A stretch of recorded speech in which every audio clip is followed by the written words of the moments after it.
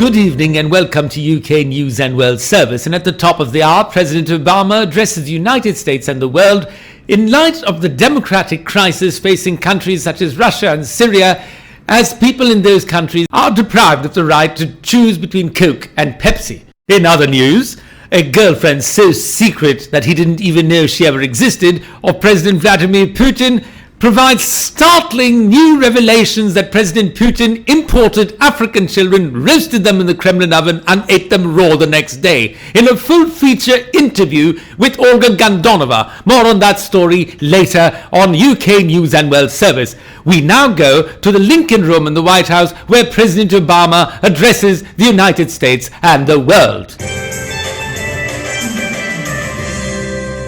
Our fellow Americans, I'm going to say this only once. United States of America is the leader of the free world. And I am President of the United States of America. By definition, I am President of the free world. And in the free world, we pride ourselves on the right to make fundamental, life-changing decisions, like the right to choose between Coke and Pepsi, the sweet taste of freedom, the nectar of liberty, drinks which Muammar Gaddafi and more recently Bashar al-Assad and Vladimir Putin cruelly denied their people by shoving down their throats sour juice and bitter tea, and in the case of President Putin, a weird Stalinist concoction made from stale fermented rye bread. Shows you how our economic sanctions against Russia have been working. Speaking through a spokesperson, President Putin had this to say. President Obama is clearly the leader of freedom from truth and fact. How he can know that kvass has been made in Russia for over 300 years before his country was born. We forgot the world began with United States, looks like it will end with United States. That brought about this angry rejoinder from President Bashar al-Assad from Damascus. اليونايتد ستيتس امريكا وهاي الأسير مشهود الحوار العنصري موت الهرق مع المشهود ما يقطع لنا أسير مع جوج ما بيبسي مشهود الهكر مع جوج ما بيبسي من آن مشهود هن President Assad says that the Syrian people, they do not want the Gog the Pepsi. They are sweet drink with only no value. But the people of the Syria, they like the Jews. They like the 50 variety of the Jews. We have the real choices of the Jews. The pomegranate juice, the grape juice, the apple juice without the sugar, no sugar, no sugar. The orange juice, the date juice, the grapefruit juice, the pomelo juice, the mango juice, so many types of juice we have. Where in America they have this kind of juice, they don't have this juice. And we go now to the reaction of the Syrian street. No sooner had President Assad spoken that there was a massive street demonstration against Coke and Pepsi.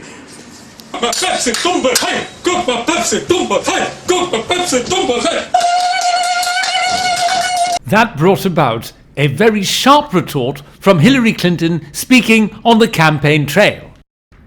As a mom, as a grandma, as the future President of the United States and Commander-in-Chief of the Armed Forces of the United States of America, I assure you that I will bomb them.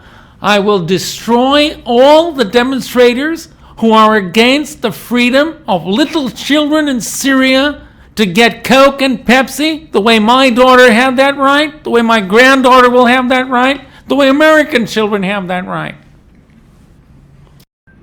We now return to the Lincoln Room of the White House for the conclusion of President Obama's speech. Some 239 years ago, our founding fathers entrusted us with a sacred mission to take the torch of democracy to the four corners of this round world. And insofar as Walmart is found in over 53 different countries, we have nearly succeeded. Why, even in the mighty Republic of China, the People's Republic of China, once ruled by an omnipotent Communist Party in a dictatorship, folks in China now have the same democratic rights that folks in America have.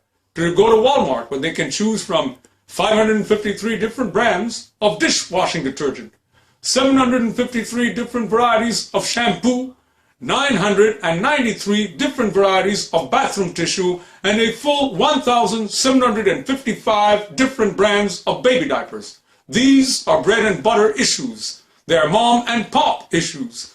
They speak to the millions of folks in America and around the world who struggle, the husbands and boyfriends of America, who struggle to get their girlfriends and wives' clothes clean and underpants clean for work the next day.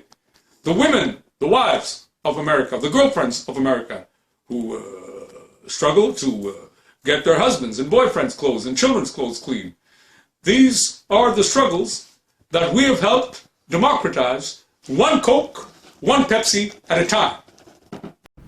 On hand to analyze President Obama's speech and its impact on the world and on America is Dr. Rob Underwood Pilfer. Dr. Rob U. Pilfer, founding member of the prestigious Wall Street investment and analysis house Screw, Shaft, Pilfer and Lie.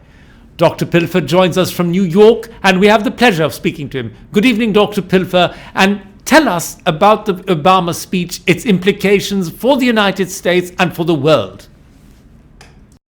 President Obama has clearly shown his liberal credentials.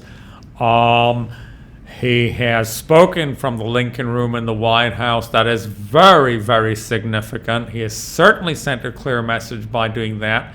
He has shown himself to be a liberal president, a president who has, for the first time in history, spoken of husbands and boyfriends washing their wives and girlfriends' clothes. Clearly a radical liberal departure from tradition. He has shown himself to be the mom and apple pie kind of president, dealing with Main Street America's issues, shopping at Walmart, etc., etc. On a foreign policy front, has shown himself to be willing to confront regimes like Putin's and Assad's that don't want their people to enjoy Coke and Pepsi and to enjoy the right to choose between them. All in all, I'd say it was a very, very historically significant speech, a very liberal speech, and the world can sleep very well tonight because of Obama's speech today. And now, the exclusive interview with UK News and World Service of a girlfriend so secret he didn't even know she ever existed, but only the United States government does, of President Vladimir Putin, provides explosive evidence that President Putin would have roast African children which he would eat raw the next morning. UK News and World Service reenacts Olga Gandonova's dramatic escape from her Russian jail cell through Moscow's sewer pipes leading directly to the US ambassador's toilet bowl on the strength of US spy satellite signals beamed directly to her prison cell.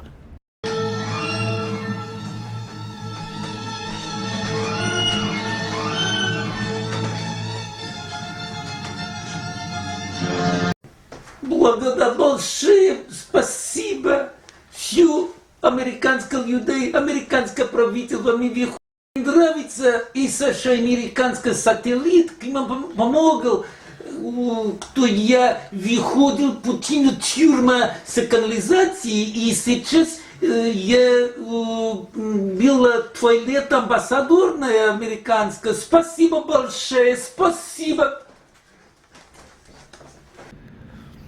Thank you so much. Thank you, the American people, the American government. Thank you, thank you, thank you. I love the American, I am loving the American spy satellite network because of this satellite network which beams to my jail cell.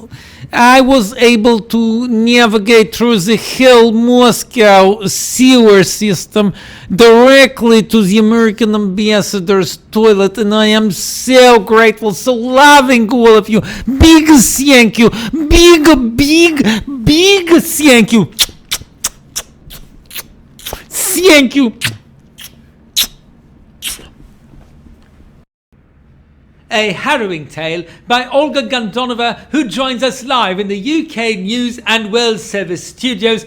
Miss Gandonova, how is it that you actually prepared African children for Vladimir Putin to eat? I mean, what led you to do such a horrible thing for Vladimir Putin? How did you end up by renouncing this grisly practice? And how did you end up in President Putin's terrible Russian gulag? Я люблю Владимира Владимировича. Я все делаю с он. И когда он me просил готовить африканские дети, я готовила африканские дети с соусом, шоколад и специи, перец, соль, вина. Очень вкусно.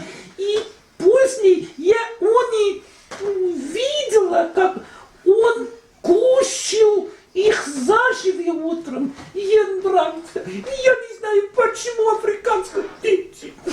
Я сейчас, невозможно где говорить.